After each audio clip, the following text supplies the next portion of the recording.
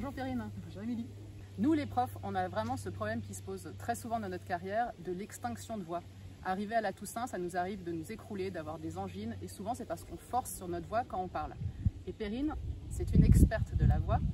Elle a été chanteuse lyrique et aujourd'hui elle est coach en communication. Donc elle a toutes ses casquettes pour nous donner des conseils sur comment utiliser notre voix et puis surtout comment ne pas la fatiguer.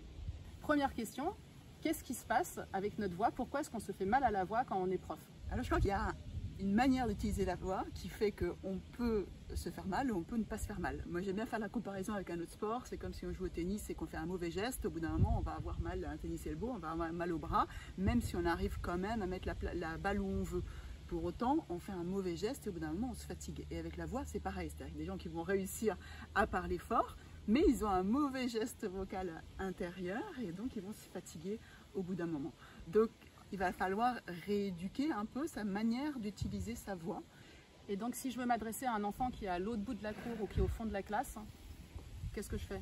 Le premier conseil que je dirais, c'est n'essayez pas de sortir votre voix. On entend souvent ça, projetez votre voix, lancez votre voix au fond de la salle, et ça donne des gens qui vont déformer leur instrument, c'est-à-dire qui vont généralement tendre le cou vers l'avant, qui vont tirer sur les muscles ici, et donc déranger l'instrument. La chose principale qu'il y a dans la voix, pour utiliser sa voix, c'est l'utilisation du souffle.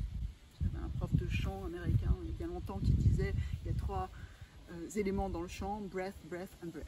Souffle, souffle et souffle. Donc on va travailler sur comment on gère son souffle pour que les cordes vocales fassent leur petit boulot toutes seules et il ne faut pas les aider en tirant, bougeant, quoi que ce soit. Donc c'est vraiment une question de respiration. Il faut essayer de ne pas projeter sa voix, de ne pas sortir sa voix. La voix elle va sonner en nous. Donc la meilleure chose à penser c'est presque que la voix, votre voix comme si elle devait sortir par ici et pas par là. D'accord? Donc je parle fort comme si ma voix sortait par la poitrine. Attention au toboggan. Ouais, là, pardon, tu as tiré un peu la tête. Directement, tu as tiré la tête comme ça. Parce donc que je recommence. Ouais. Et je fais quoi alors du coup? Juste comme si ça sortait par là. Attention sur le toboggan. Ok, mieux. Deuxième chose que tu vas faire, c'est le plus simple, c'est simplifié, mais c'est le plus simple. Tu vas serrer un peu les abdos et vraiment pas avancer. Ni les jambes. Ni lever le menton, ni avancer la tête. Attention sur le toboggan. Ah, et là, on entend tout d'un coup, juste parce que tu as serré les abdos, la voix est beaucoup plus forte. Donc 1, je fais comme si ma voix sortait par là. 2, je serre les abdos. 3, je regarde la personne ou les gens à qui je veux que ma voix, enfin vers qui je veux que ma voix voyage. Merci. Et qu'est-ce qu'on peut faire d'autre pour pas se fatiguer la voix? Donc l'idée, c'est pas pour pas abîmer sa voix, c'est pas forcément de parler fort, mais de parler intensément. C'est différent. Et l'intensité, elle passe par l'intention, par le regard et par comment on mobilise tout son corps. Il faut penser que la parole, c'est un sport, c'est pas un truc intellectuel. Et ça, on l'oublie. Donc on peut être debout, vraiment respirer, faire des gestes aussi, ça peut vraiment aider. Parce que si je fais un geste, si je dis vraiment, ma voix va être plus percutante que si je dis vraiment. Donc on engage son corps. On engage son corps, sans le tendre vers l'avant, sans tendre le cou, mais oui, j'engage les bras, j'engage le ventre, j'engage vraiment comme si vous alliez voilà, faire un combat. J'essaye, donc en classe, ça peut donner... vous allez tous sortir vos cahiers de correspondance. Ouais, ça, zut, j'ai encore fait ça avec mon menton. Ouais, toujours tirer vers le haut, parce que ça fatigue. Hein.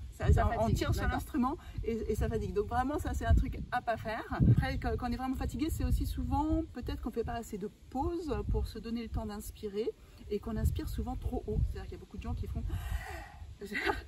comme s'ils sortaient la tête de l'eau après une longue apnée. Et là, ça fatigue pour plusieurs raisons. La première, c'est quand on inspire comme ça, ben, on se dessèche la gorge, donc ça donne soif, voilà, on inspire des microbes alors que le nez filtre plus les particules, donc on peut prendre le temps d'inspirer par le nez, mais pas toujours ce sacré menton que je relève. Non, là pour le coup c'est l'inspiration, c'est que l'inspiration est haute, c'est une inspiration inversée qui sert à rien et qu'on fait généralement quand on ne sait pas quoi faire. Donc il faut penser à quoi? C'est que quand je parle, je suis en train d'expirer, c'est pour ça que je serre les abdos, donc il y a un mouvement qui est comme ça, je parle et après je peux juste laissez-la rentrer, c'est ce qu'on a la fameuse respiration ventrale dont on entend souvent parler. Pour expirer, je serre un peu le ventre et pour inspirer, je laisse le ventre se regonfler. Je ne vais pas chercher de l'air là-haut. Donc on dynamise l'expiration, ce qui n'est pas habituel pour parler, et on laisse l'air rentrer. Ça veut dire qu'on fait des pauses aussi.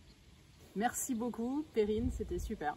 C'était un plaisir. Génial. Des conseils à prendre pour qu'à la Toussaint, tout le monde soit en forme.